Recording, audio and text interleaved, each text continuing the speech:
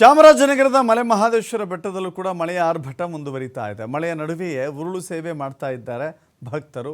ಧಾರಾಕಾರ ಮಳೆಗೆ ಜಲಾವೃತಗೊಳ್ತಾ ಇದೆ ಮಾದಪ್ಪನ ಸನ್ನಿಧಿ. ಪ್ರತಿನಿತ್ಯ ಶ್ರೀ ಕ್ಷೇತ್ರಕ್ಕೆ ಭೇಟಿ ನೀಡುವಂಥ ಸಹಸ್ರಾರು ಭಕ್ತರು ಮಳೆಯ ನಡುವೆಯೇ ತಮ್ಮ ಭಕ್ತಿ ಭಾವವನ್ನು ಮುಂದುವರಿಸ್ತಾ ಇದ್ದಾರೆ.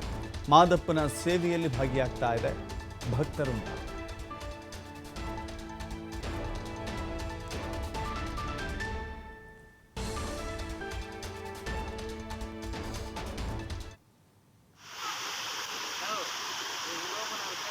ದೃಶ್ಯಾವಳಿಗಳಲ್ಲಿ ಗಮನಿಸ್ತಾ ಇದ್ದೀರಿ, ಖಂಡಿತವಾಗಿಯೂ ಇದು ದೇವಸ್ಥಾನ ಅನ್ನೋ ರೀತಿಯಲ್ಲಿ ಕಾಣಿಸೋದಿಲ್ಲ, ಯಾವುದೋ ಜಲಪಾತ ಅನ್ನೋ ರೀತಿಯಲ್ಲಿ ಕಾಣಿಸುತ್ತೆ.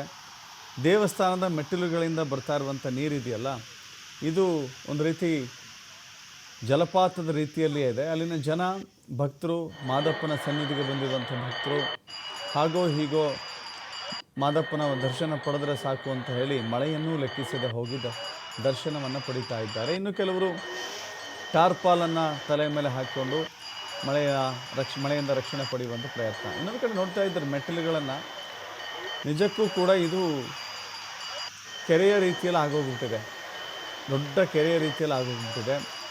ಮೆಟ್ಟಿಲುಗಳ ಮೇಲೆ ನೀರು ಹರಿತಾ ಇರೋದು ನೋಡಿದ್ರೆ ಅದು ಜಲಪಾತದ ರೀತಿಯಲ್ಲಿ ಕಾಣಿಸುತ್ತಾ ಇದೆ. ಪ್ರತಿನಿತ್ಯವೂ ಕೂಡ ಸಾಕಷ್ಟು ಜನ ಭೇಟಿ ಕೊಡ್ತಾರೆ. ಉರುಳು ಸೇವೆ ಮಾಡುವ ದೃಶ್ಯಗಳನ್ನು ಕೂಡ ನೀವು ಗಮನಿಸ್ತಾ ಇದ್ದೀರಿ.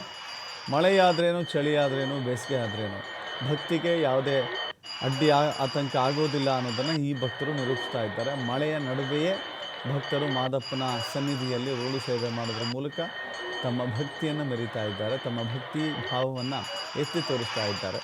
ಮಳೆ ನಿಂತ ಮೇಲೆ ಆಮೇಲೆ ಹೆಂಗೋ ಉರುಳು ಸೇವೆ ಮಾಡೋಣ ಅಂತ ಯೋಚನೆ ಮಾಡ್ತಾ ಇಲ್ಲ. ಮಳೆ ಆಗಲಿ ಏನೇ ಆಗಲಿ ನಾನು ಅಂದುಕೊಂಡಿರುವಂಥ ಹರಕೆಯನ್ನು ತೀರಿಸಲೇಬೇಕು ಅಂತ ಹೇಳಿ ಭಕ್ತರು ಮುಂದಾಗಿದ್ದಾರೆ.